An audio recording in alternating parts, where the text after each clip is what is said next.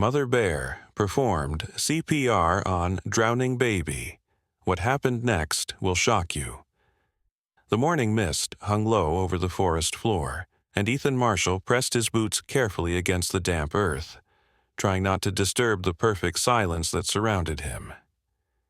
He had driven 3 hours from the city, left his car at the ranger station, and hiked another 2 miles into the wilderness just to find this spot where no cell phone signals reached and no human voices carried through the trees. His camera bag weighed heavy on his shoulder, but he barely noticed it anymore. His attention focused entirely on the way the early sunlight filtered through the canopy above, creating golden pools of light that danced across the moss-covered rocks. The air tasted clean and sharp, filled with the scent of pine needles and wet bark, and somewhere in the distance he could hear the gentle murmur of running water that promised the river was nearby. Ethan had been coming to these woods for nearly 5 years now, ever since his divorce had left him searching for something he couldn't quite name, something that the noise and chaos of city life seemed to drown out completely.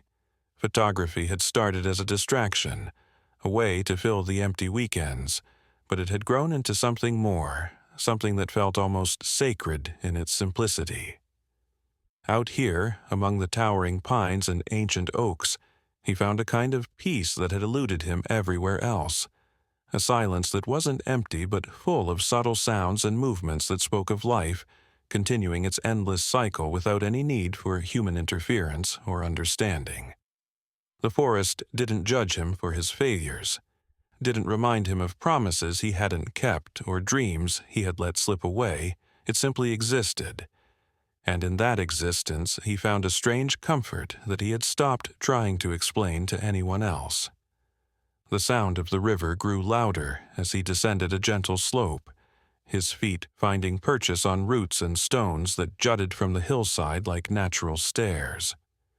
Through the trees, he caught glimpses of water sparkling in the morning light, and his heart quickened slightly with anticipation because the river bend ahead was one of his favorite spots, a place where wildlife often came to drink in the early hours before the day grew too warm. He moved more carefully now, each step deliberate and quiet, his breathing controlled and steady as he had learned from years of trying to photograph animals in their natural habitat. The key was to become part of the landscape, to move so slowly and quietly that the forest forgot you were there, accepted you as just another shadow among the trees. As he reached the edge of the clearing where the river curved in a gentle arc, creating a shallow pool perfect for drinking, Ethan froze completely, his breath catching in his throat at the sight before him. There, not 30 feet away, a massive brown bear stood at the water's edge, her thick fur glistening with droplets of water where she had been drinking. But it wasn't the bear herself that made his heart pound in his chest. It was the small cub beside her, no bigger than a medium-sized dog, its fur still fluffy with youth as it played at the water's edge, batting at minnows that darted through the shallows. The mother bear watched her cub with what Ethan could only describe as patient attention, her massive head turning slightly to track the little one's movements, while her ears swiveled constantly, alert for any sign of danger. Ethan's hands moved with practiced silence to his camera, lifting it slowly from his bag and bringing it to his eye with movements so gradual they seemed almost like slow motion. Through the lens, he could see even more detail, the way the morning light caught in the cub's fur, turning it golden at the edges, the gentle expression in the mother's eyes as she watched her offspring explore, the perfect reflection of both bears in the still water of the pool. He began taking pictures, the camera's silent mode ensuring that no click or whir would disturb the peaceful scene, each frame capturing a moment of pure, untouched nature that felt almost too perfect to be real. The cub splashed through the shallow water, sending ripples across the surface that caught the light like liquid diamonds, and the mother bear made a soft huffing sound that might have been approval or gentle warning. For nearly 20 minutes, Ethan remained frozen in place, barely daring to breathe as he documented this incredible encounter, his finger pressing the shutter button with the lightest possible touch. The cub had grown bolder now, venturing slightly deeper into the water where the current was stronger, its small paws slipping occasionally on the smooth river rocks.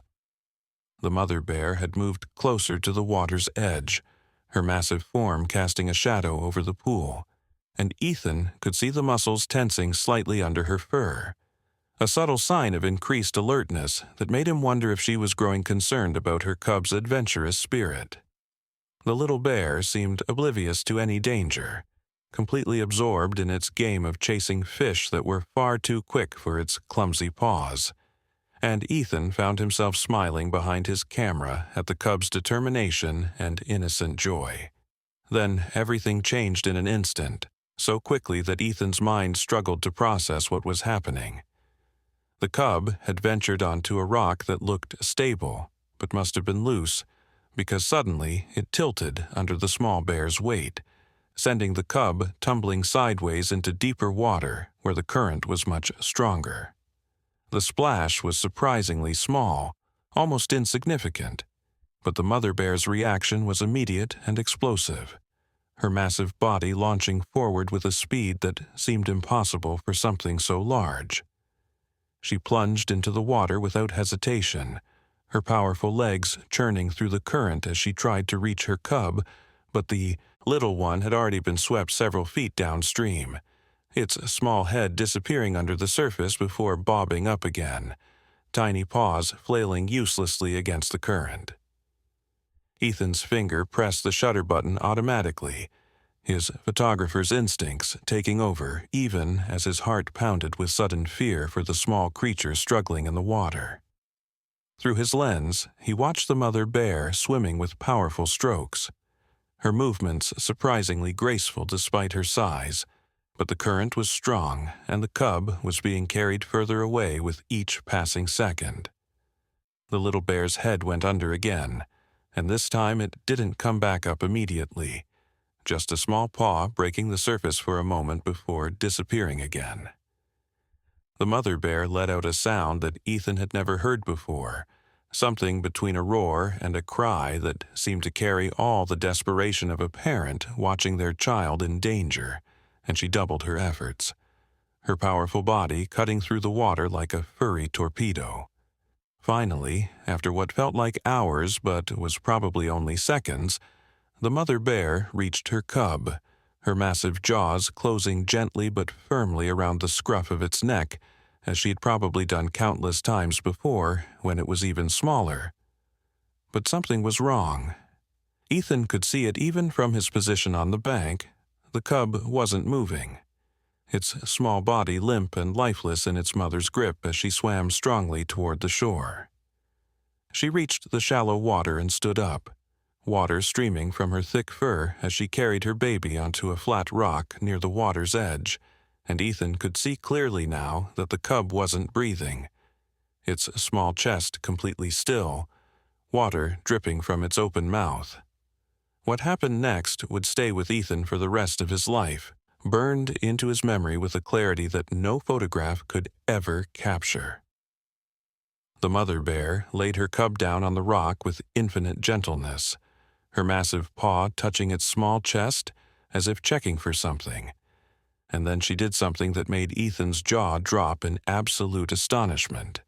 She positioned herself over the cub and began pressing on its chest with her paw, rhythmic compressions that looked exactly like CPR, like something she had seen humans do or somehow knew instinctively needed to be done. Her movements were deliberate and controlled, pressing down and releasing, and between compressions she lowered her massive head to the cub's tiny muzzle, breathing into its mouth and nose with careful, measured breaths. Ethan's hand shook as he continued photographing, his mind struggling to accept what his eyes were seeing, because this wasn't supposed to be possible. Animals didn't know CPR. They didn't understand the concept of chest compressions and rescue breathing. Yet here was this mother bear, performing what could only be described as cardiopulmonary resuscitation on her drowning cub, her movements becoming more urgent as the seconds ticked by with no response from the small, still form beneath her paws. She would compress the chest several times, then breathe into the cub's airways, then return to compressions, a cycle that she repeated over and over with a determination that was both heartbreaking and awe-inspiring to witness. The forest seemed to hold its breath around them. Even the birds had gone silent, as if nature itself was watching this desperate attempt to save a life. Ethan found himself holding his breath too, his chest tight with emotion as he watched the mother bear continue her efforts, never giving up, never slowing down despite the fact that minutes had now passed with no sign of life from the cub. Water continued to drip from both bears' fur, creating small puddles on the rock that caught the sunlight, and Ethan could see the mother's eyes, wide and focused with an intensity that looked almost human in its desperation and determination. She adjusted her position slightly, getting better leverage for the chest compressions, and Ethan noticed that she was being careful not to use her full strength, somehow understanding that too much pressure could hurt rather than help. Just when Ethan was beginning to think it was too late, that too much time had passed, something incredible happened. The cub's body convulsed slightly, a small shudder that might have been missed if Ethan hadn't been watching so intently through his camera lens. The mother bear immediately stopped her compressions, her massive head hovering over her baby as she waited.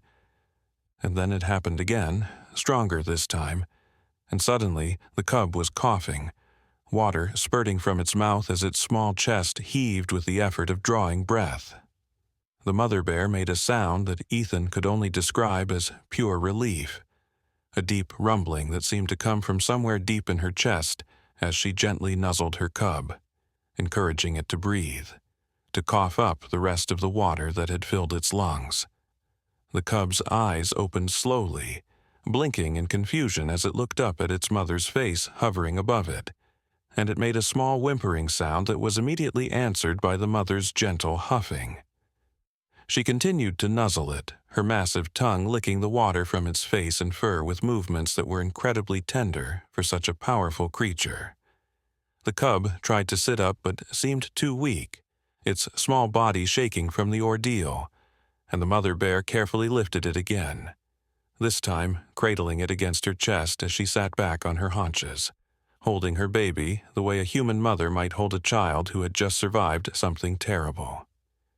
Ethan realized he had tears running down his face, the salt stinging his eyes, as he continued to photograph this incredible moment of reunion and relief.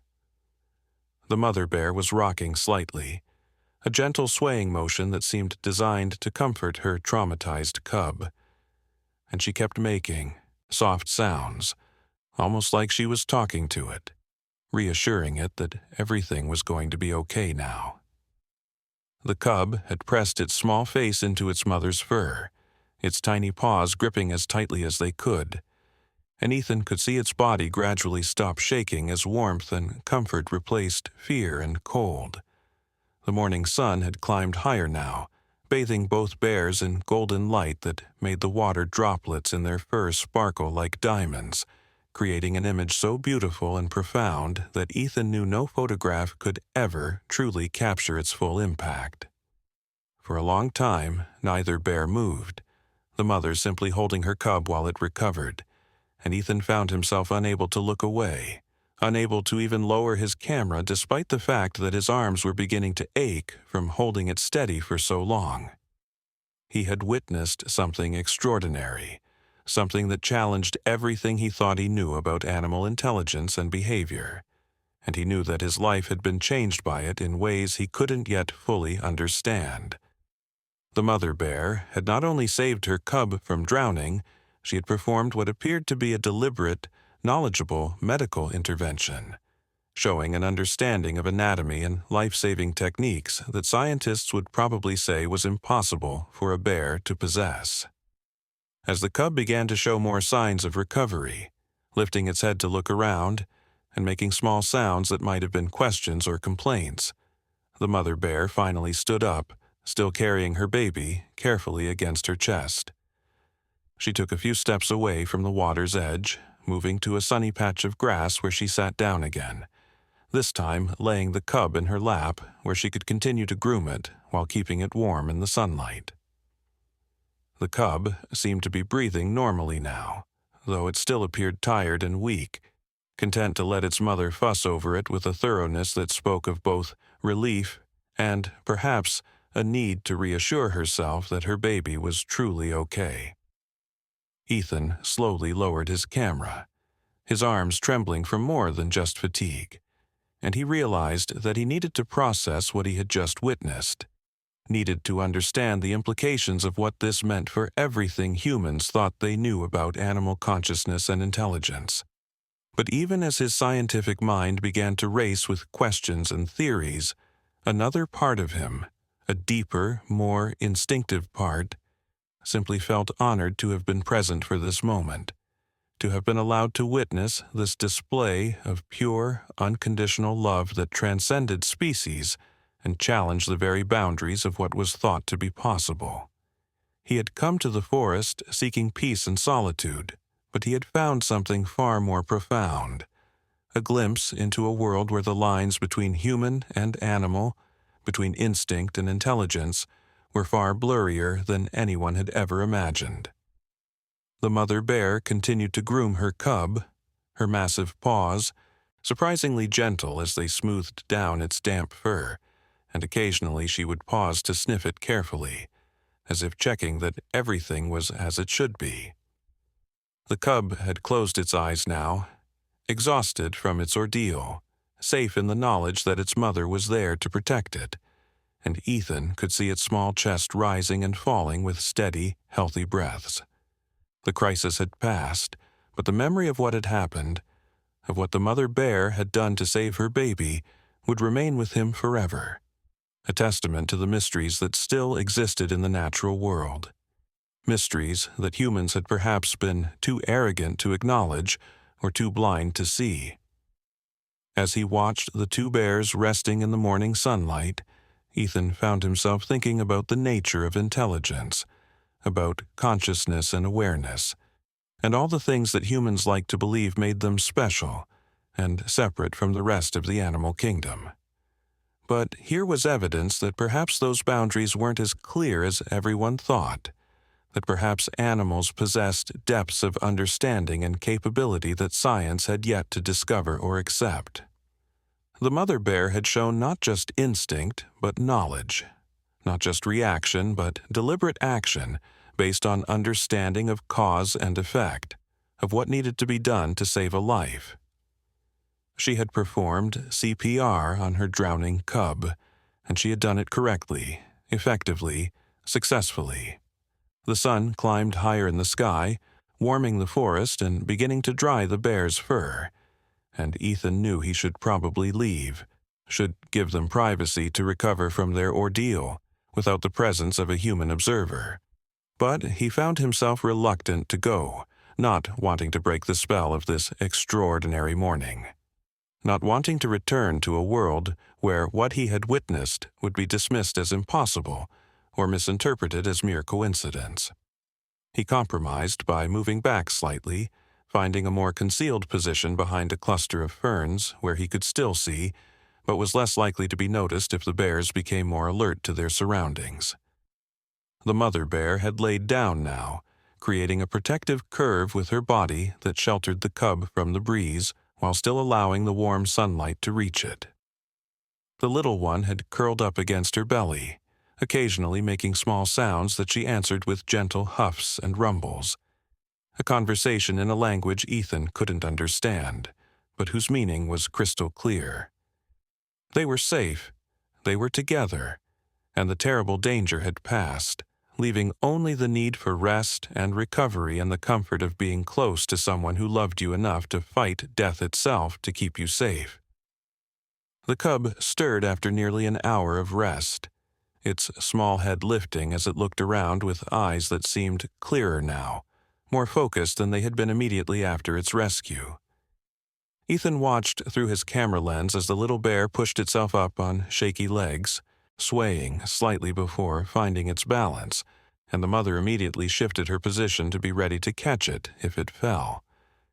But the cub seemed determined to stand on its own, taking a few tentative steps that grew steadier with each movement, and soon it was exploring the immediate area around its mother, though never venturing more than a few feet away from her protective presence. The mother bear watched every movement with an intensity that spoke of both lingering concern and profound relief, her eyes tracking her baby's progress as it began to act more like its normal, curious self. What struck Ethan most forcefully was the way the mother bear's entire body language had changed now that the immediate crisis had passed. Where before she had been tense with desperation and fear, now she seemed almost to glow with a kind of joy that was unmistakable even across the species barrier. She would reach out occasionally to touch the cub gently with her paw, just a brief contact as if reassuring herself that it was really there, really alive, really okay, and each time she did this she made a soft sound that Ethan had never heard a bear make before, something almost like a sigh of contentment. The cub responded to these touches by pressing against her paw or returning to nuzzle against her fur for a moment before resuming its exploration, a dance of connection and independence that felt remarkably familiar to anyone who had ever watched a human parent with a young child.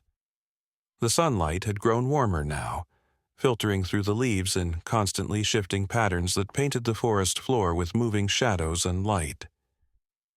Ethan shifted his position slightly, his legs beginning to cramp from staying still for so long, but he moved with extreme care, not wanting to disturb this scene that continued to unfold before him. The mother bear had begun to groom her cub again, but this time it was different from the urgent cleaning after the rescue. This was slower, more methodical, almost meditative in its rhythm. Her large tongue smoothed down the cub's fur in long strokes, and the little bear had stopped moving, standing perfectly still to allow its mother this ritual of care that seemed to serve as much to calm her as to clean her offspring. As Ethan continued to observe and photograph, he noticed something else that made his breath catch in his throat. The mother bear's eyes, as she groomed her cub, had an expression in them that he could only describe as deeply emotional, almost human in their depth of feeling. There was love there, certainly, but also something else, something that looked remarkably like gratitude, as if she was aware of how close she had come to losing this precious life and was thankful for whatever force or knowledge had allowed her to save it. It was anthropomorphizing, Ethan knew, to attribute such complex emotions to an animal, but he couldn't shake the feeling that he was witnessing something that transcended simple instinct or programmed behavior. The cub had begun to play again, batting at a butterfly that had landed on a nearby flower, its movements still a bit uncoordinated but growing stronger with each passing minute. The mother bear had relaxed her vigilant watching slightly, though her attention never fully left her offspring, and she had settled into a more comfortable position, her massive body creating a backdrop of safety that allowed the cub to explore with confidence. Ethan found himself smiling as he watched the little bear's antics, its innocent joy in simple things like butterflies and swaying grass, a reminder that life, at its core, was about these small moments of wonder and discovery that existed regardless of species. Then something unexpected happened that made Ethan's heart skip a beat. The mother bear's head turned slowly, deliberately, until she was looking directly at him, not in his general direction, not toward the area where he was hidden, but directly at him, her eyes meeting his through the foliage that he had thought concealed him completely. For a long moment, neither of them moved, and Ethan felt his pulse racing as he waited for her to react, to charge or roar or flee with her cub. But she did none of these things. Instead, she simply looked at him, her gaze steady and calm, and in that look, Ethan felt something pass between them, an acknowledgement of his presence that wasn't threatening or fearful, but almost understanding. The moment stretched on, and Ethan found himself unable to look away from those deep brown eyes that seemed to hold an intelligence he had never expected to find in a wild animal. She knew he had been watching, had probably known the entire time, and she had allowed it, had permitted him to witness this most private and vulnerable moment in her life. The thought was staggering, and Ethan felt tears prick his eyes again as he slowly, carefully lowered his camera, meeting her gaze directly without the barrier of the lens between them. The mother bear continued to look at him for another few seconds, and then, as if satisfied with whatever she had seen or communicated, she turned her attention back to her cub, dismissing him not as a threat but as an accepted presence in this shared space. Ethan's hands were shaking as he carefully, slowly, began to back away from his position, understanding that he had been given a gift, but that it was time to leave this family to their recovery in private. Each step was deliberate and respectful, his eyes never leaving the bears until the foliage blocked his view, and even then he continued to move with extreme care until he was well away from the riverside. Only when he had put several hundred yards between himself and the bears did he allow himself to stop, leaning against a tree as the full impact of what he had witnessed began to sink in. His camera hung heavy around his neck, containing images that would prove what he had seen, but he already knew that no photograph could capture the full truth of what had happened, the depth of emotion and intelligence he had witnessed in that mother bear's actions and eyes. The walk back to his car felt both endless and far too short, his mind racing with thoughts and questions that tumbled over each other in a confused jumble. Should he share what he had seen? Would anyone believe him? The scientific community would want proof, would want to study this behavior, but something in him recoiled at the thought of that peaceful riverside becoming a circus of researchers and cameras, disturbing the bears who had already been through so much. The mother had trusted him, or at least tolerated him as a silent witness, but would she do the same for a crowd of scientists with their equipment and their need to understand and categorize everything? By the time Ethan reached his car, the sun was high overhead, the morning's cool mist a distant memory replaced by the warm drowsiness of midday. He sat in the driver's seat for a long time, not starting the engine, just staring through the windshield at the forest that had shown him something extraordinary. His camera lay on the passenger seat, its memory card holding evidence of what might be one of the most significant observations of animal behavior ever recorded, but also holding something much more personal, a record of a moment when the boundaries between human and animal had blurred almost to invisibility, when he had witnessed pure love and determination transcending species in a way that science said shouldn't be possible. The drive back to the city was a blur, Ethan's mind still in that forest clearing, still seeing the mother bear's desperate efforts to save her cub, still feeling the weight of her gaze when she had looked directly at him. He stopped once at a rest area to transfer the images from his camera to his laptop, his hands shaking slightly as the pictures appeared on the screen, each one crystal clear and undeniable. There was the cub playing in the shallows. There was the moment it fell, the mother's desperate swim, and then captured in a series of shots that seemed impossible even though he had taken them himself, the mother bear performing CPR on her baby. The images were perfect, technically flawless, but looking at them on the screen, Ethan felt that they were also somehow incomplete, unable to convey the full emotional weight of what had transpired. Back in his apartment that evening, Ethan sat at his desk, the images spread across his computer screen, and tried to decide what to do with them. His first instinct was to share them with the world, to show everyone that animals were capable of so much more than humans gave them credit for, but something held him back. He thought about the mother bear's eyes when she had looked at him, the trust, or at least tolerance she had shown by allowing him to stay and witness her most vulnerable moments. Would sharing these images be a betrayal of that trust? Would it bring unwanted attention to her and her cub, possibly endangering them or at least disrupting their lives?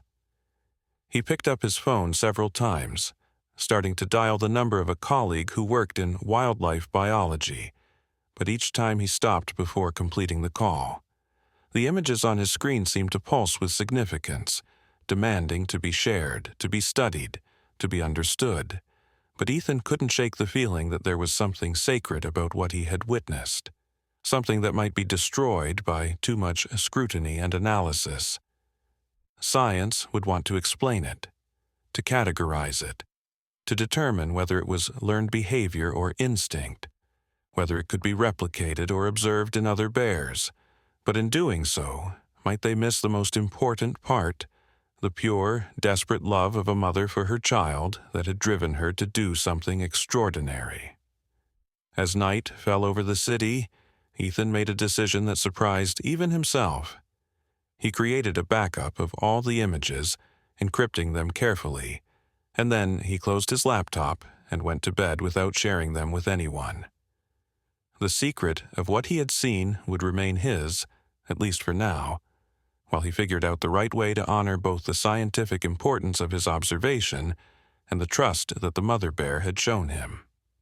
In his dreams that night, he was back by the riverside, watching the bears in the golden morning light, and in his dreams, the mother bear looked at him again with those knowing eyes, and this time he understood perfectly what she was trying to tell him, though, when he woke, the meaning slipped away like mist in the morning sun.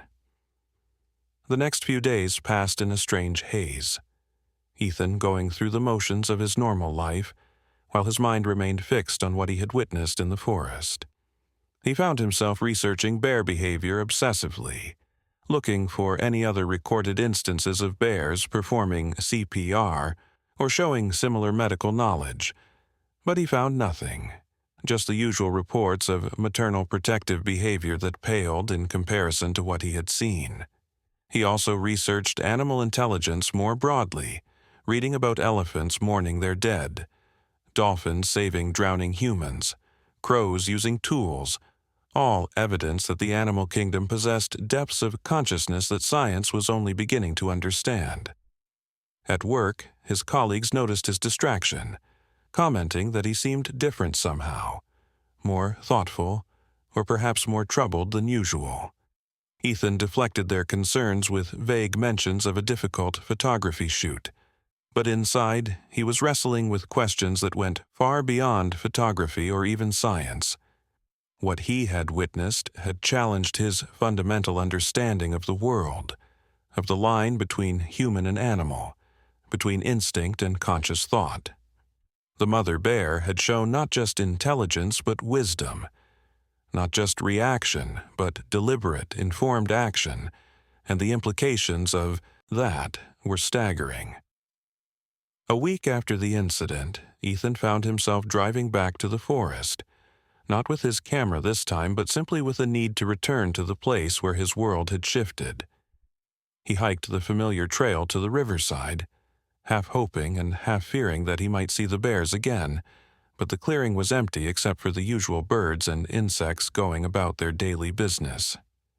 He sat on a rock near where it had all happened, closing his eyes and trying to recapture the feeling of that morning, the sense of witnessing something profound and transformative. The river gurgled peacefully, showing no sign of the drama that had unfolded in its waters, and the forest continued its eternal rhythms as if nothing extraordinary had occurred. But as Ethan sat there, he noticed something that made his heart race. On a flat rock near the water's edge, there were scratch marks that looked deliberate, almost like symbols or writing, though he couldn't make out any clear meaning. And caught on a branch nearby was a tuft of brown fur that could only have come from a bear. They had been here, perhaps recently, and the thought that they might still be in the area, still living their lives with all the complexity and depth he had witnessed, filled him with a mixture of joy and responsibility. He had been given a glimpse into their world, and with that glimpse came an obligation to protect it, to ensure that what he had learned was used wisely and respectfully. As he stood to leave, Ethan made a decision. He would share what he had seen, but carefully, thoughtfully, in a way that would advance understanding while protecting the bears themselves. He would reach out to a trusted friend in the scientific community, someone who would appreciate both the significance and the sensitivity of what he had documented. The world needed to know that animals were capable of more than humans had ever imagined, but that knowledge needed to be handled with care, with respect for the creatures who had inadvertently revealed their secrets. The mother bear had saved her cub with a technique that suggested incredible intelligence, and possibly even cultural transmission of knowledge, and that discovery could revolutionize the understanding of animal consciousness. Walking back through the forest, Ethan felt a sense of purpose he hadn't experienced in years. The divorce, the loneliness, the searching for meaning in his photography, all of it had led him to that riverside on that particular morning to witness something that might change how humanity saw its fellow creatures on this planet. The weight of that responsibility was heavy, but it was also energizing, giving him a reason to be more careful, more thoughtful, more deliberate in his actions than he had ever been before. The mother bear had trusted him, whether consciously or not, with something precious, and he would not betray that trust. That evening, Ethan sat down at his computer and began to write, not a scientific paper or a news article, but a personal account of what he had witnessed, trying to capture not just the facts, but the feeling of that morning, the sense of connection and recognition that had passed between him and the mother bear. He wrote about the cub's playfulness before the accident, the mother's desperate swim, the impossible sight of her performing CPR, and the moment their eyes had met across the species barrier. He wrote about his doubts and his certainty, his scientific skepticism, and his emotional conviction that what he had seen was real and significant. The words flowed from him like water, and as he wrote, he felt that he was honoring both the bears and the experience itself, preserving it in a way that mere photographs never could. As the night grew late and the city settled into sleep around him, Ethan continued writing, knowing that this was just the beginning of a journey that would likely consume months or years of his life. There would be skeptics to convince, research to conduct, and probably battles to fight with those who would want to exploit rather than protect what he had discovered. But there would also be the possibility of expanding human understanding of the natural world, of building bridges of empathy and respect between species, of showing that the Earth was populated not just by humans and resources, but by other forms of consciousness deserving of recognition and protection. The mother bear had shown him something extraordinary, and now it was his responsibility to share that gift with the world in a way that honored both scientific truth and the deeper truth of connection and consciousness that transcended species boundaries. The weeks that followed Ethan's return from the forest were filled with a restless energy that he couldn't quite shake. He had shared his footage with Dr. Lily Morgan, a wildlife biologist he had known since his college days, someone whose dedication to understanding animal behavior was matched only by her commitment to ethical research practices. When she first saw the images, her reaction had been exactly what Ethan expected. Complete disbelief followed by intense scrutiny of every frame, looking for signs of manipulation or misinterpretation. But as she examined the sequence of photographs, her skepticism gradually gave way to amazement, and finally to a kind of reverent wonder that mirrored Ethan's own response to witnessing the event firsthand. They spent hours discussing what this could mean, not just for the scientific understanding of bear intelligence, but for the entire framework through which humans viewed animal consciousness and capability. Lily suggested they return to the forest together, not to disturb the bears, but to look for other signs, other evidence that might support or explain what Ethan had witnessed. She had connections with indigenous communities in the region, people whose oral histories might contain references to similar behavior that had been dismissed by mainstream science as folklore or anthropomorphization. The idea intrigued Ethan, the possibility that what he had seen wasn't an isolated incident, but part of a larger pattern of behavior that had been occurring for generations, witnessed by those who lived closest to the land but ignored by those who claimed to study it scientifically. They planned their expedition carefully, obtaining the necessary permits and equipment while being deliberately vague about their specific research goals, not wanting to attract unwanted attention or create a media circus that could endanger the bears. The drive to the forest was filled with conversation about animal intelligence, about the papers Lily had been reading on corvid problem-solving and cetacean communication, about the growing body of evidence suggesting that consciousness wasn't a binary state, but a spectrum on which many species existed at points far closer to humans than previously thought.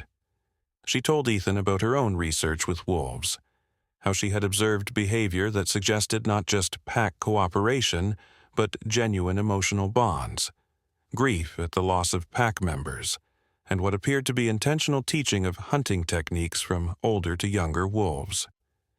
These observations had been met with skepticism from some in the scientific community who insisted on interpreting everything through the lens of instinct and evolutionary advantage, refusing to consider the possibility of genuine emotion or conscious thought in non-human animals. They reached the ranger station in late afternoon, the same place where Ethan had parked weeks before, but this time they continued past it, following a logging road that Lily had learned about from her indigenous contacts. The road was rough, barely more than a track through the trees, but it took them deeper into the forest, into areas that saw few human visitors and where wildlife might behave more naturally, without the constant awareness of human presence that characterized the more accessible parts of the wilderness. As they drove, Lily shared stories she had heard from the local tribal elders, tales of bears that seemed to possess unusual intelligence, that could communicate with each other across distances, that showed behavior that suggested not just learning but teaching, passing knowledge from one generation to the next. They made camp near a small creek, setting up their tent and equipment with practiced efficiency as the forest settled into its evening rhythms around them. The sounds were different here, deeper in the wilderness, more varied and somehow more ancient, as if they were hearing the voice of the forest itself, rather than just its individual inhabitants. As darkness fell, they sat by their small fire, talking in low voices about what they hoped to find, what questions they wanted to answer, and what responsibilities came with potentially revolutionary discoveries about animal intelligence. Lily spoke about the ethical implications of their research, how any findings would need to be presented in a way that protected the animals rather than exposing them to exploitation or harassment, and Ethan found himself grateful to have found someone who understood both the scientific importance and the moral weight of what they were investigating. The next morning, they set out before dawn, moving through the forest with careful deliberation, following game trails and creek beds, looking for signs of bear activity. Lily had brought specialized equipment, cameras that could be triggered by motion, audio recorders that could capture sounds below the range of human hearing, and various other tools that might help them gather evidence without directly interfering with any animals they might encounter. They found bear tracks near a berry patch, scat that Lily carefully collected samples from, and trees marked with claw marks that seemed to follow a pattern too regular to be random. Each piece of evidence was documented, photographed, and mapped, building a picture of bear activity in the area that might provide context for understanding the extraordinary behavior Ethan had witnessed. It was near midday when they found something that made them both stop in their tracks. In a small clearing, arranged in a way that couldn't be accidental, were several objects that seemed to tell a story. There were rocks placed in a rough circle, and within that circle smaller stones arranged in patterns that looked almost like symbols or pictographs. At the center was a piece of bark that had been stripped from a tree, and on it were scratch marks that looked deliberate, intentional, as if something had been trying to record or communicate information. Lily knelt beside the arrangement, photographing it from every angle while being careful not to disturb anything. Her excitement barely contained as she documented what appeared to be evidence of abstract thinking and symbolic representation, behaviors that were supposed to be uniquely human. As they examined the site more closely, they noticed other details that deepened the mystery. There were plants arranged around the circle, medicinal plants that indigenous peoples had used for generations to treat various ailments, and their placement seemed deliberate rather than random. One particular plant, known for its antibacterial properties, was placed prominently near what looked like a small pile of fur, possibly from grooming, and the implication made Ethan's mind reel with possibilities. Could bears have knowledge of medicinal plants? Could they use them intentionally to treat injuries or illnesses? The thought challenged everything he had been taught about the cognitive limitations of non-human animals, suggesting a level of understanding that bordered on what humans would call medical knowledge. They spent hours at the site, documenting everything with meticulous care, and as the afternoon wore on, Lily shared more stories from her indigenous contacts. They spoke of bears that seemed to hold councils, gathering in specific places at certain times of year for reasons that went beyond mating or feeding. They told of bears that appeared to mourn their dead, covering bodies with branches and returning to visit the sites repeatedly. Most remarkably, they spoke of instances where bears had helped humans in distress, showing behavior that suggested not just lack of aggression, but active compassion and understanding of human vulnerability. These stories had been dismissed by mainstream science as anthropomorphization, but looking at the evidence before them, both Ethan and Lily began to wonder if the dismissal had been premature, based more on human arrogance than scientific rigor. As the sun began to sink toward the horizon, painting the forest in shades of gold and amber, they heard something that made them both freeze. It was a sound unlike any bear vocalization in the scientific literature, a series of modulated tones that seemed too complex to be simple communication of emotional states or warnings. It was coming from somewhere to their north, and after a brief whispered consultation, they decided to investigate, moving slowly and carefully through the underbrush toward the source of the sound. What they found exceeded their wildest expectations and would haunt their dreams for years to come. In a clearing larger than the one where Ethan had witnessed the rescue, 7 bears had gathered in what could only be described as a deliberate assembly. There were 2 mother bears with cubs, 2 younger adults that might have been siblings, and an enormous older bear, whose graying muzzle suggested considerable age. They were arranged in a rough circle, and the vocalizations they were making seemed to follow a pattern, as if they were taking turns, each bear contributing something to what appeared to be a complex communication. The cubs watched attentively, occasionally mimicking the sounds in smaller, higher-pitched versions, as if they were learning something important from the adults' exchange.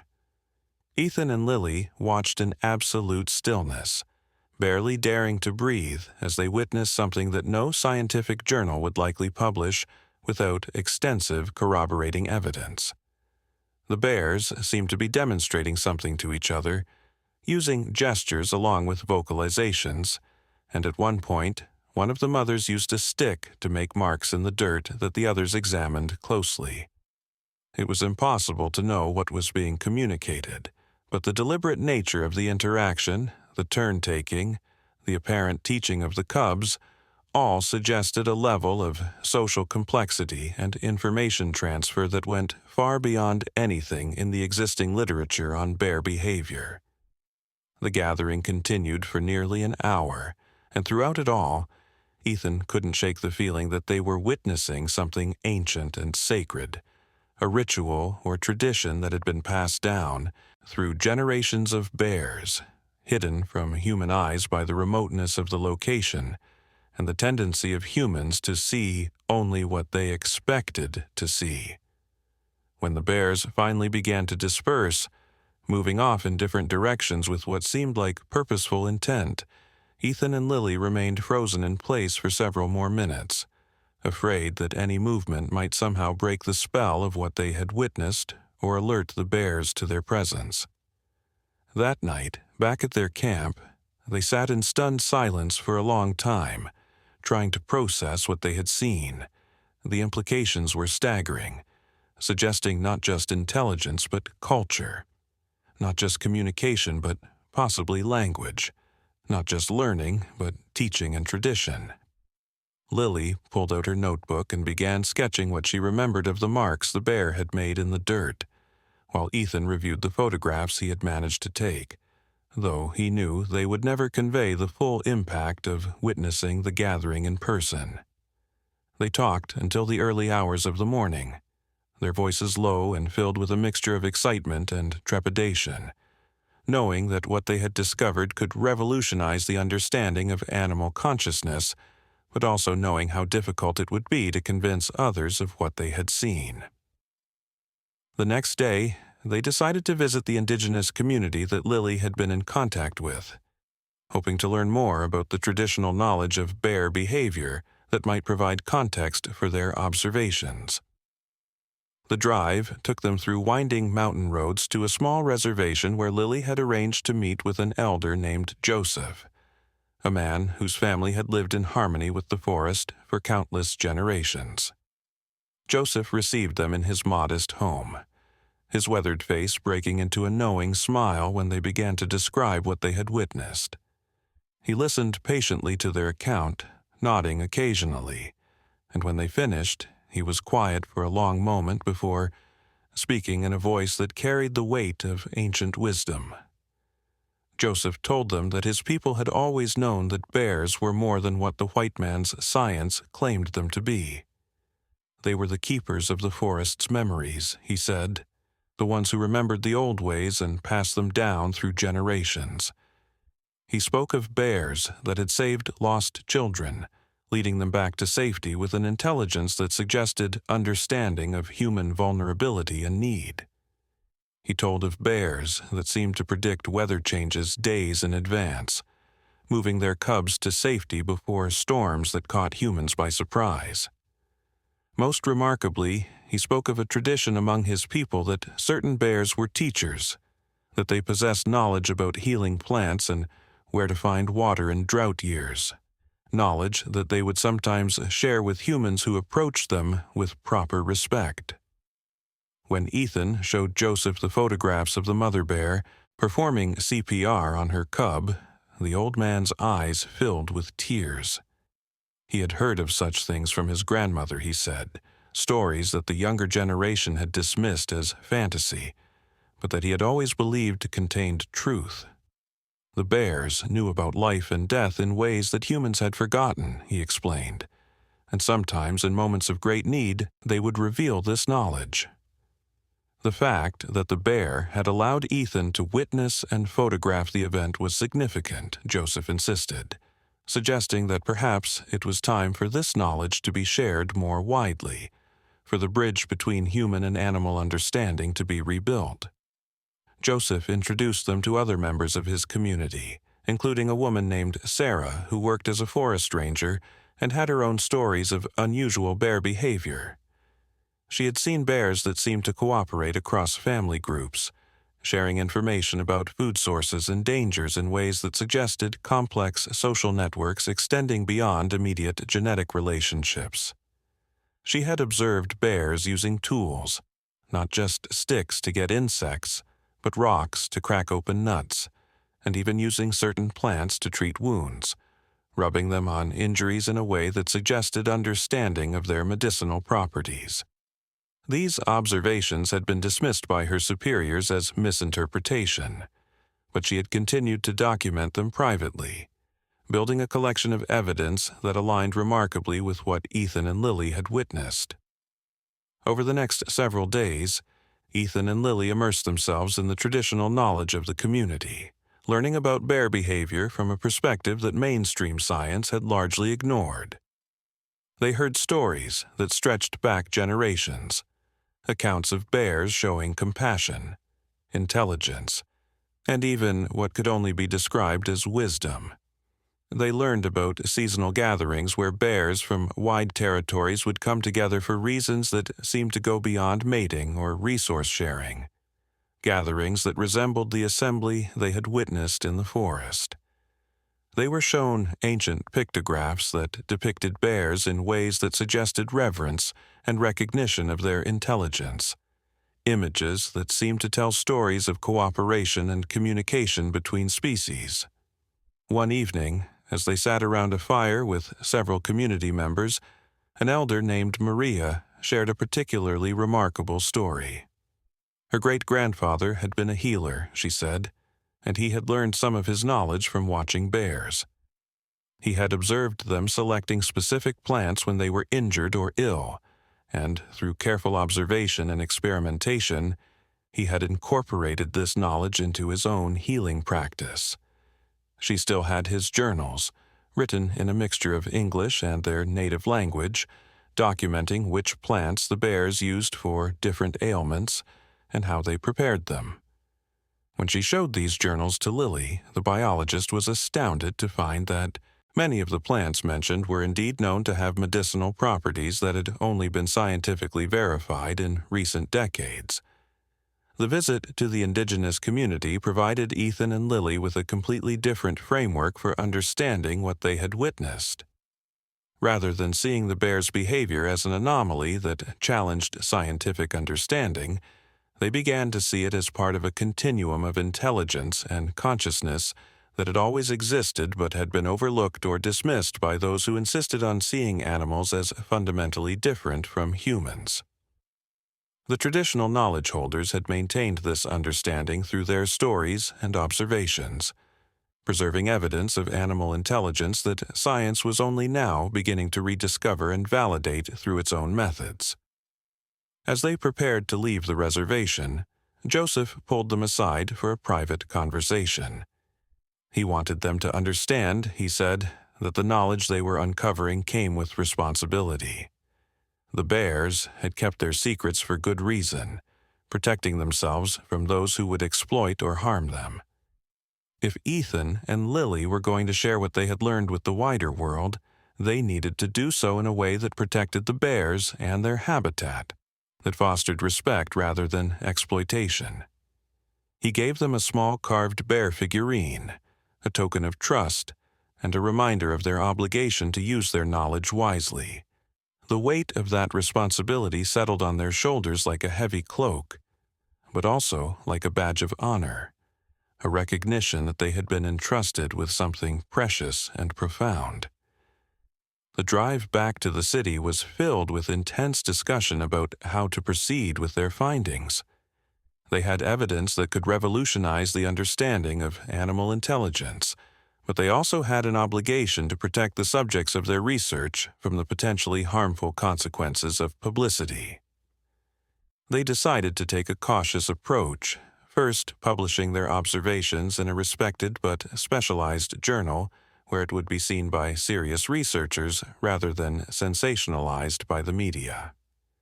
They would be careful to obscure the exact locations where they had made their observations, and they would work with conservation organizations to ensure that any follow-up research was conducted ethically and with minimal disturbance to the bears. Back in his apartment, Ethan spent hours reviewing all the material they had gathered, the photographs, the audio recordings, the notes from their conversations with the indigenous community. Each piece of evidence seemed to fit into a larger puzzle, creating a picture of bear intelligence and culture that was far more complex than anything he could have imagined. The mother bear saving her cub with CPR wasn't an isolated incident of remarkable behavior, but part of a broader pattern of intelligence, knowledge, transmission, and possibly even culture among bears. The implications extended beyond just bears, suggesting that many animals might possess cognitive abilities that humans had failed to recognize or had actively denied in order to maintain a comfortable sense of superiority. Lily worked on preparing their initial paper, carefully crafting language that would be taken seriously by the scientific community while also conveying the profound nature of their discoveries. She included references to similar observations of intelligence in other species, building a case that what they had documented with bears was part of a broader recognition of animal consciousness that was emerging across multiple fields of study. She was careful to acknowledge the contributions of indigenous knowledge holders, giving credit to the traditional understanding that had preserved these insights long before Western science was ready to accept them. The paper grew into something more than just a research report, becoming a call for a fundamental reconsideration of how humans understood and related to the natural world. As weeks turned into months, their paper went through peer review, facing skepticism and criticism, but also finding support from researchers who had made similar observations but had been afraid to publish them for fear of ridicule. Slowly, a community of scientists began to coalesce around the idea that animal intelligence had been systematically underestimated, and that new approaches were needed to study and understand it. Ethan found himself at the center of this emerging field, his photographs of the mother bear performing CPR becoming iconic images that challenged people to reconsider their assumptions about what animals were capable of understanding and doing. But even as the scientific community began to grapple with their findings, Ethan found himself drawn back to the forest, to the place where it had all begun. He would return periodically, sometimes alone and sometimes with Lily, not to conduct formal research, but simply to observe and appreciate the complex lives of the creatures that inhabited the wilderness. Sometimes he would catch glimpses of bears in the distance, and once he was almost certain he saw the same mother and cub he had photographed that first morning, both healthy and thriving. The cub had grown considerably, but there was something in the way the mother moved, the way she watched her offspring, that felt familiar, and made his heart swell with a mixture of joy and gratitude. On one of these visits, sitting by the same river where he had witnessed the rescue, Ethan reflected on how that single morning had changed the trajectory of his life. He had come to the forest seeking solitude and peace, trying to heal from personal disappointments and professional frustrations. Instead, he had found purpose and wonder, a connection to something larger than himself that had given his life new meaning and direction. The bears had shown him that the world was far more mysterious and magnificent than he had imagined, full of consciousness and intelligence in forms that humans were only beginning to recognize and understand. The sun was setting through the trees, painting the river gold and casting long shadows across the forest floor, when Ethan heard a familiar sound. It was the soft huffing of a bear, close but not threatening, and when he looked up, he saw her, the mother bear, standing at the edge of the clearing with her now much larger cub beside her. For a long moment, they regarded each other across the space, and Ethan felt that same sense of connection and communication he had experienced months before. The mother bear's eyes held that same depth of intelligence and emotion, and in them, Ethan saw acknowledgement and perhaps even gratitude, though he knew others would say he was anthropomorphizing, projecting human emotions onto an animal. The bear and her cub turned and melted back into the forest, leaving Ethan alone with the river and the fading light. But he didn't feel alone at all. He felt connected to something vast and ancient, a web of consciousness that included not just humans, but all the creatures that shared this planet. The mother bear had shown him that intelligence and emotion, problem-solving and love, were not unique to humanity, but were threads that ran through the entire tapestry of life. This understanding had transformed not just his career but his entire worldview, replacing human exceptionalism with a sense of kinship and responsibility toward all conscious beings. As darkness settled over the forest, Ethan made his way back to his campsite, guided by the light of stars that were beginning to appear overhead. The same stars that looked down on him also looked down on the bears in their dens, on the wolves in their territories, on all the creatures that science was only beginning to understand as conscious, thinking, feeling beings. The universe suddenly seemed less lonely and more alive, filled with minds that might be different from human minds, but were no less real or valuable. The mother bear's desperate fight to save her cub had revealed not just bear intelligence but the universal nature of love and consciousness that connected all living things. In the months that followed, the impact of Ethan and Lily's research continued to ripple outward, inspiring new studies and challenging old assumptions. Other researchers began documenting similar behaviors in different species, building a body of evidence that was becoming impossible to ignore. Wildlife protection laws were strengthened based on the recognition of animal consciousness, and educational programs were developed to teach children about the emotional and intellectual lives of animals.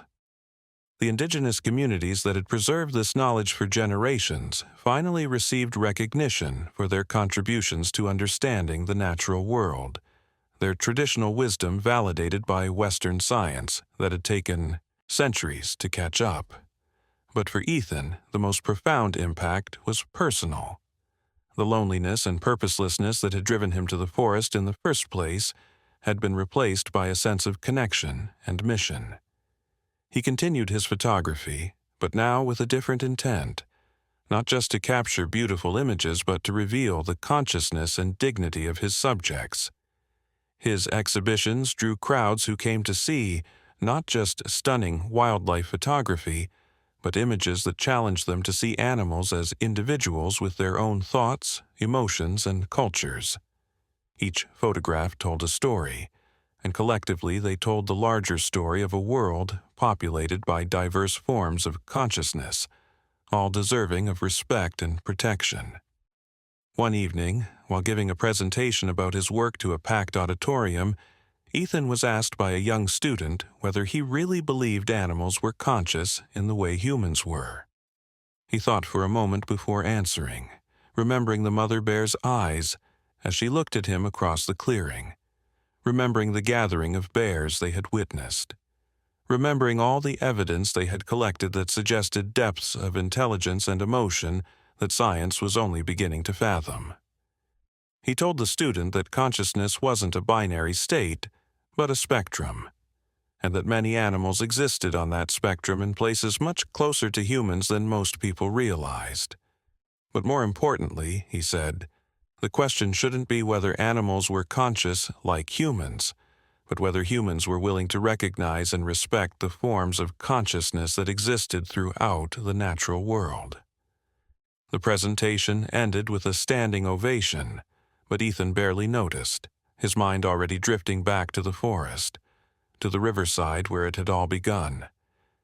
He knew he would return there soon, drawn by something more than scientific curiosity or professional obligation. He would return because that place had become sacred to him, a site where the boundaries between human and animal, between self and other, had dissolved for a moment and revealed the deeper truth of interconnection that bound all conscious beings together. The mother bear had saved her cub with knowledge that seemed impossible, but in doing so, she had also saved something in Ethan, had awakened him to the wonder and responsibility of sharing this planet with other forms of consciousness that were no less miraculous than our own. As he left the auditorium that night, Ethan looked up at the stars visible even through the city's light pollution and thought about how each point of light represented vast distances and possibilities, worlds that might harbor their own forms of consciousness that humans couldn't even imagine. But he didn't need to look to the stars to find mystery and wonder. It existed right here on Earth, in the forests and oceans, in the creatures that humans had lived alongside for millennia, without truly seeing or understanding. The mother bear had opened his eyes to this reality, and now he couldn't unsee it, couldn't return to the comfortable ignorance that allowed humans to treat animals as objects rather than subjects, as resources rather than relatives. The responsibility that came with this knowledge was overwhelming at times, the weight of trying to shift human consciousness toward greater recognition and respect for animal intelligence.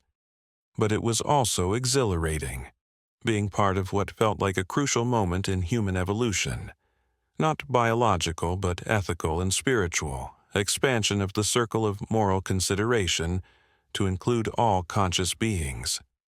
Every presentation he gave, every paper he published, every photograph he shared was part of this larger project of transformation, of helping humanity recognize that we were not alone in our consciousness, but part of a vast community of minds that had always existed but had been ignored or denied for far too long.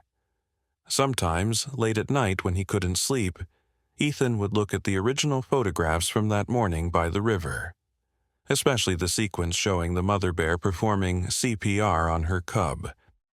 Each time he viewed them, he noticed new details, the intensity of concentration in the bear's eyes, the precise placement of her paws, the careful control of her strength as she worked to save her baby's life. These images had become more than just evidence of animal intelligence. They had become icons of maternal love that transcended species, proof that the emotions humans like to think of as uniquely their own were actually universal experiences shared across the boundaries of species and form. The scientific community continued to debate and study the implications of what Ethan and Lily had documented, with some researchers attempting to replicate their observations while others worked to understand the mechanisms behind such complex behavior. But for Ethan, the scientific questions, while important, had become secondary to the ethical and philosophical implications of recognizing animal consciousness. If bears could think and feel, if they could pass knowledge between generations and make deliberate decisions based on understanding rather than just instinct, then how could humans continue to treat them and their habitat as expendable resources? The question haunted him and drove him to become not just a researcher but an advocate, using his platform to argue for a fundamental reconsideration of humanity's relationship with the natural world. Years passed, and the ripples from that morning by the river continued to spread. Conservation efforts were strengthened based on the recognition of animal consciousness, and new laws were passed protecting not just endangered species, but the complex social structures and territories needed to maintain animal cultures. Educational curricula were revised to include teaching about animal intelligence and emotion, helping new generations grow up with a different understanding of their place in the web of life. The indigenous communities that had preserved this knowledge for generations became partners in research and conservation, their traditional wisdom finally recognized as valuable and valid by the scientific establishment that had long dismissed it. Ethan continued to return to the forest regularly, sometimes to conduct research, but often simply to sit and observe, to maintain his connection to the place where his understanding of the world had been transformed. On one such visit, nearly 5 years after the original incident, he was sitting by the familiar river when he noticed movement in the underbrush. A young bear emerged, confident and healthy, followed by an older bear whose graying muzzle and careful movements suggested advanced age. There was something familiar about the older bear's gait, the way she moved through the space, and with a shock of recognition, Ethan realized he was looking at the same mother bear, now elderly, with what might be a grand cub, the offspring of the cub she had saved years before. The old bear moved to the river's edge and drank slowly, her movements showing the stiffness of age but also the dignity of a life fully lived. The younger bear played in the shallows much as its parent had done years before, and the old bear watched with the same patient attention, the same protective presence. Ethan felt tears on his cheeks as he watched this continuation of life, this evidence that the cub the mother had fought so hard to save had survived and thrived and continued the cycle of life. It was a profound reminder that the individual moments of consciousness and choice, like the mother's decision to perform CPR on her drowning cub, had consequences that rippled forward through time, shaping the future in ways that couldn't always be predicted or measured. As the bears moved away from the river and back into the forest, the older one paused and looked back in Ethan's direction. Their eyes met one last time, and in that gaze, Ethan saw recognition, memory, and something that felt like farewell.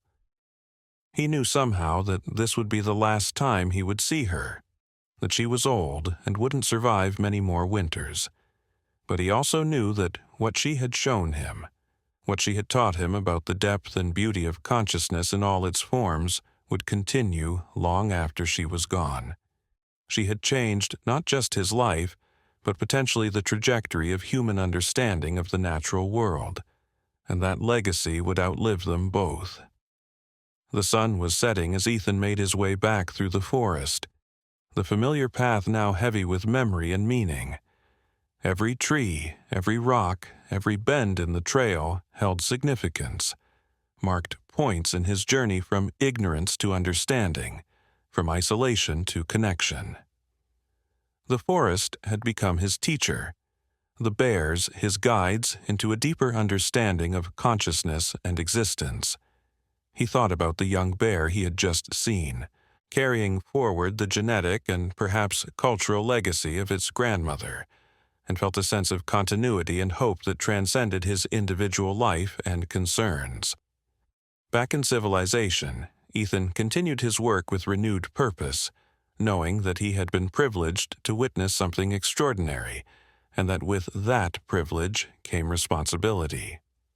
He collaborated with Lily on a book that would make their findings accessible to a general audience, weaving together scientific observation, indigenous wisdom, and philosophical reflection to create a narrative that challenged readers to reconsider their relationship with the natural world. The book became a bestseller, not because it was sensational, but because it spoke to a deep hunger in people for connection and meaning, for evidence that consciousness and intelligence were not rare exceptions, but fundamental features of life on Earth. The final chapter of the book returned to that morning by the river, to the moment when the mother bear had looked directly at Ethan and allowed him to witness her desperate fight to save her cub. He wrote about how that moment had shattered his assumptions about the boundaries between human and animal, about intelligence and instinct, about what it meant to be conscious in a universe that seemed increasingly alive with diverse forms of awareness. He wrote about the responsibility that came with this knowledge, the obligation to protect and preserve not just individual animals, but the complex webs of relationship and culture that allowed consciousness to flourish in all its magnificent diversity. As he finished writing, Ethan thought about the cosmic implications of what they had discovered. If consciousness was not unique to humans, but was a property that emerged throughout the natural world in various forms and degrees, then Earth was not just a planet with life, but a planet filled with minds, each experiencing existence in its own unique way. The universe itself might be teeming with consciousness in forms humans couldn't yet imagine, and the recognition of animal consciousness on Earth was just the first step in a much larger journey of discovery and connection. The mother bear had opened a door that could never be closed again, revealing a cosmos that was not cold and mechanical but warm and aware, filled with beings that thought and felt and struggled and loved just as humans did. The story of the mother bear and her cub became a touchstone for a growing movement that sought to expand the circle of moral consideration to include all conscious beings. It inspired legislation, changed educational approaches, and influenced how people thought about their relationship with nature. But for Ethan, it remained primarily a personal transformation, a moment when the universe had revealed its deeper nature through the actions of a desperate mother trying to save her child.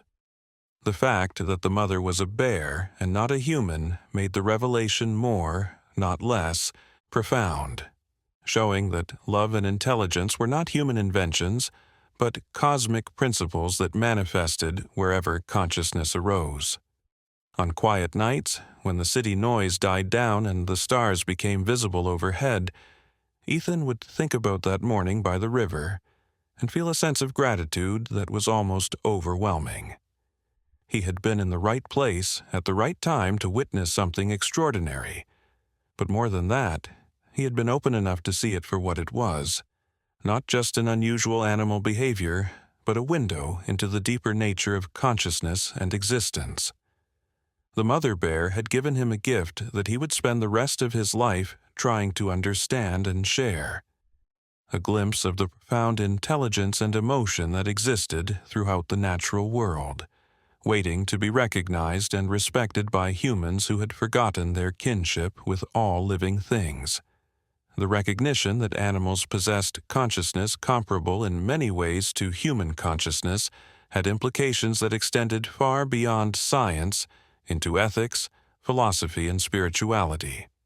It suggested that humans were not the sole bearers of meaning in the universe, but were part of a vast community of conscious beings, each with their own perspective and value.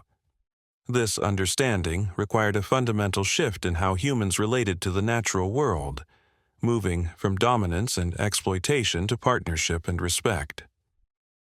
The mother bear had initiated this shift for Ethan, and through his work for countless others who were ready to see the world with new eyes.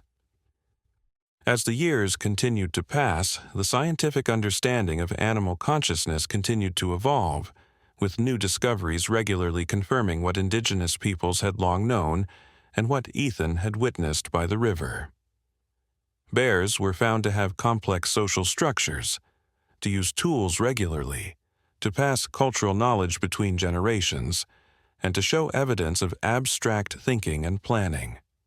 Other species showed similar capabilities, and slowly the old view of animals as biological machines, driven purely by instinct, gave way to a recognition of them as conscious beings with their own forms of intelligence and culture. The mother bear performing CPR on her cub became a famous example of this intelligence, studied in universities and discussed in philosophy classes as evidence of the continuity of consciousness across species boundaries. But even as the scientific and philosophical implications of animal consciousness were explored and debated, Ethan remained focused on the personal and emotional dimensions of what he had witnessed.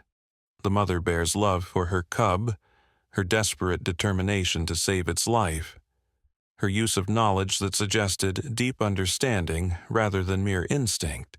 These things spoke to something beyond science, to the universal experiences of love and loss, hope and fear that connected all conscious beings.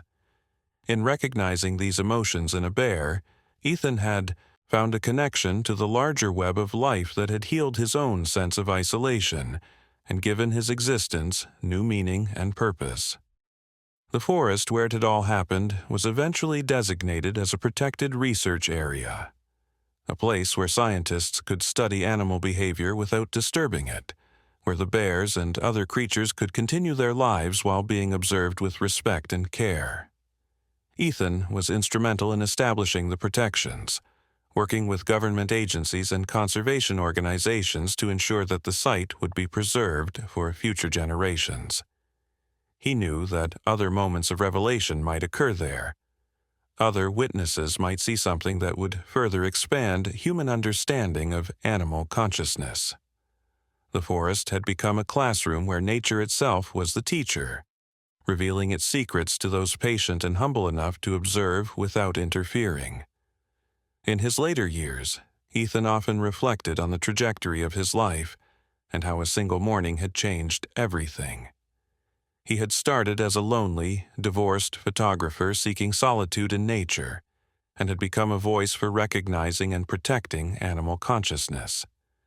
The transformation hadn't always been easy. There had been criticism and skepticism, moments of doubt and frustration. But the memory of the mother bear's eyes, the image of her performing CPR on her cub, the moment of connection when she had looked directly at him, these things had sustained him through the challenges and reminded him of the importance of the work he was doing. The impact of his work extended beyond his own lifetime, influencing how future generations would understand and relate to the natural world. Children grew up learning that animals were not just resources or entertainment, but conscious beings deserving of respect and protection. Scientists developed new methodologies for studying animal behavior that recognized and accounted for consciousness and culture. Ethicists and philosophers incorporated the recognition of animal consciousness into their theories of morality and justice. The mother bear's actions that morning by the river had initiated a cascade of changes that would continue long after both she and Ethan were gone. A legacy of expanded consciousness and compassion that would shape the future of human-animal relationships. As Ethan grew older, he found himself returning less frequently to the forest, his body no longer able to make the difficult hikes to the remote areas where the bears lived. But the connection remained strong, maintained through the memories and photographs that had become central to his life's work. He knew that the bears continued their lives in the forest, new generations being born and learning the complex knowledge that their species had accumulated over millennia. The mother bear he had watched was surely gone by now, but her descendants carried on, and perhaps among them were individuals who possessed the same remarkable knowledge and capability she had shown, ready to reveal it when circumstances demanded. On what would be his last visit to the forest, Ethan sat by the familiar river, now aided by a walking stick and moving much more slowly than in his younger days. The forest had changed over the years. Some trees had fallen, new ones had grown. The river had shifted its course slightly. But the essential spirit of the place remained the same, the sense of life continuing its ancient patterns, consciousness expressing itself in myriad forms, the eternal dance of predator and prey, parent and offspring, individual and community. He didn't see any bears that day, but he felt their presence, knew they were there in the deeper forest, living their complex lives with all the intelligence and emotion he had been privileged to witness. As the sun set on that final visit, Ethan felt a deep sense of completion and gratitude. He had been given a gift that morning long ago, a glimpse into the true nature of consciousness and life that had transformed his understanding of the world and his place in it. He had done his best to share that gift with others, to use it to promote greater understanding and protection of the natural world. The mother bear had been his teacher, showing him through her desperate act of love that the boundaries humans drew between themselves and other species were artificial, that consciousness and emotion were universal properties of life that deserved recognition and respect wherever they were found.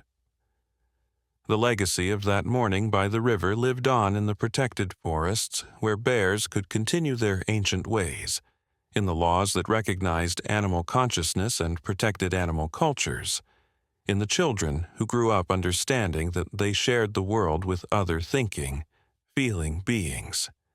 It lived on in the scientific research that continued to reveal the depths of animal intelligence, in the philosophical discussions about the nature of consciousness and moral consideration, in the gradual shift of human consciousness toward greater empathy and connection with the natural world. The mother bear had saved her cub with CPR, an act that seemed impossible but was witnessed and documented, and in doing so she had helped save something in humanity itself, the capacity to recognize consciousness and value life in all its forms. As night fell over the forest for the last time in Ethan's presence, he made his way slowly back to the trailhead, each step a farewell to the place that had given him so much. He thought about the mystery of consciousness, how it arose from matter and energy to create subjective experience, thought, emotion, and will. The mother bear had shown him that this mystery was not confined to humans, but was spread throughout the natural world in ways that science was only beginning to understand. The universe was not a cold, mechanical place, but was filled with consciousness in countless forms, each experiencing existence in its own unique way, each deserving of wonder and respect.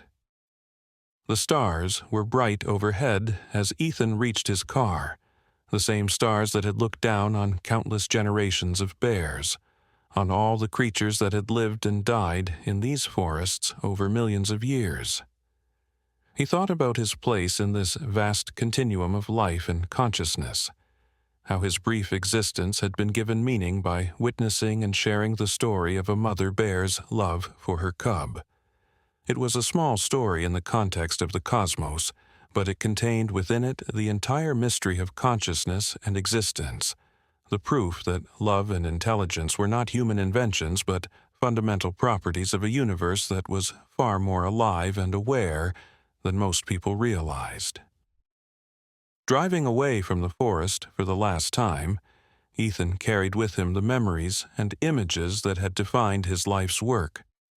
But more importantly, he carried the transformed consciousness that came from recognizing kinship with all living things.